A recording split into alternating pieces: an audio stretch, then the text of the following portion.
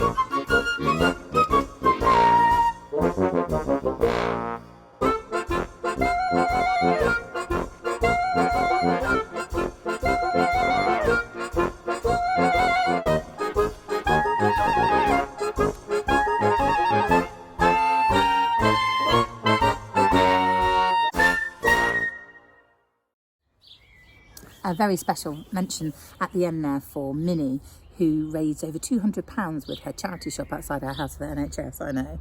And also to Chenyem, who won the Young Hackney Young Artist competition. It was absolutely fabulous as well. Thank you. Yeah, well done everyone. Now, next week, I'm really sad we're not at school for, because it would have been my first ever whole week of an eco week, which would have culminated in our whole school outdoor day that we do every term, which I absolutely love. So because it would have been eco week, I thought we'd talk about some eco stuff, especially recycling. Sam, do you know what recycling is? Yep. What is it? Tell them. It's just when you recycle glass and your jars. That's right. Do you know where our recycling box is? Huh? Where does our recycling box live? In our house and outside our house. That's right. We've got the big one outside the house. And does it live in our kitchen? No. Do you know where your recycling box is at home? Have a think about where yours is and have a think about why we recycle. Do you know why we recycle?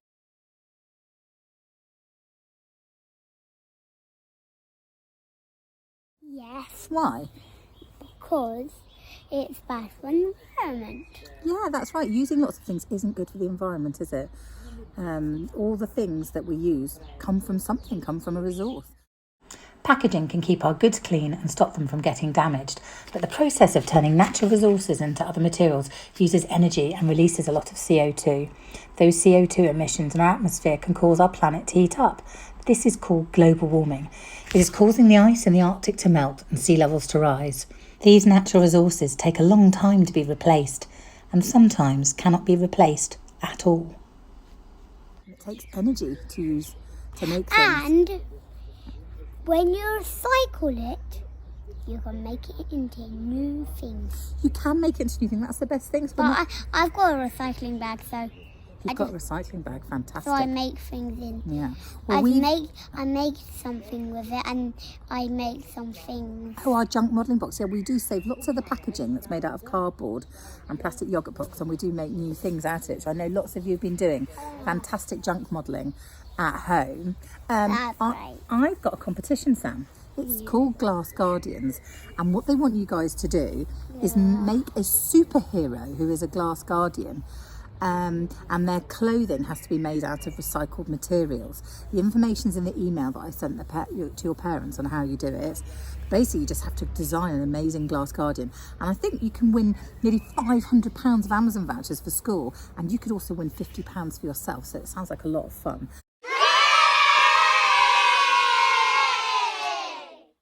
But in the meantime, here's some more pictures of some eco things that some of our kids have been up to. And then it will be a story.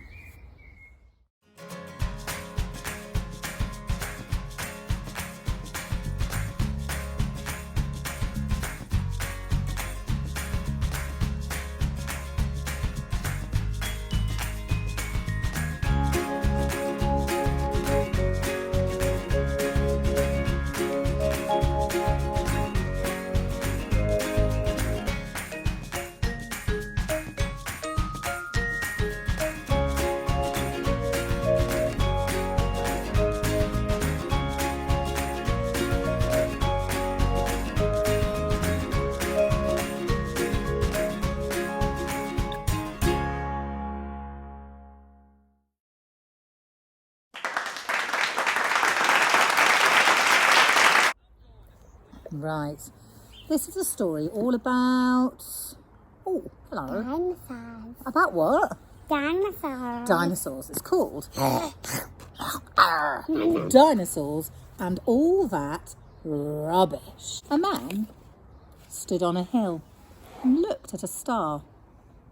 All he thought about, dreamed about, was that star. The man climbed to the top of the tree and tried to reach the star, but he was nowhere near it. The trees filled with birds, which flew still nearer to the star. I must fly, said the man. I have money. I have many men working for me. I must fly. Somehow I must fly. The man owned some factories nearby. Build me a rocket, he ordered. Cut down the trees, dig out the coal, burn whatever will burn, and build me a rocket to reach to the stars. All day and all night, the fires in the factories huffed and puffed. Smoke and fumes and waste and rubbish poured out and piled up. The rocket was ready, but there was nowhere for it to be launched. Everywhere was piled high with heaps of waste from the factory. The man took his rocket to the top of a heap and set off for the star. When he landed on the star, the man looked about him. There was nothing to see. He walked and walked looking for something to admire, but still there was nothing. No trees, no flowers, and not a blade of grass. Sadly, he looked around, but the only thing of wonder was another star, far off in the sky. I will go to that star, said the man, and away he went in his rocket. On Earth, the piles of rubbish smouldered and burned, and the mountains rumbled. Far below the surface, the heat disturbed the sleep of the dinosaurs who had lain hidden away for hundreds of years. They heaved and stretched, the earth cracked, and out came all sorts of creatures. A dinosaur held his nose and looked around. Pooh, he said. There is nothing on this planet but mess. If we're going to live here, we'll have to get busy. Some of the dinosaurs burned rubbish in volcanoes. Dancing dinosaurs broke up the roads. As the rubbish was cleared, green shoots appeared, bursting through the cracks and climbing over old forgotten walls. Telegraph poles and iron pylons vanished beneath trailing blossoms, and fresh new forest of flowers and trees spread like a smile around the world. And all this time, the man was heading for his new star, unaware that it was the very same planet Earth he had once left behind him. He landed in a jungle, alive with beautiful plants, sweet with the scent of flowers and filled with the song of birds. At last, he said, I have found my paradise. Whose paradise? Said the biggest dinosaur. Mine, said the man. Rubbish, said the dinosaur. What do you mean by rubbish? Said the man. You can't talk to me like that. Why, with a head as small as yours, you can't possibly have enough brain to look after this star. Our heads are the same size, said the dinosaur, but my heart is much bigger than yours. If you had ruled by your heart instead of your head, you would not have destroyed this paradise before. I destroyed it, said the man. You mean this is Earth?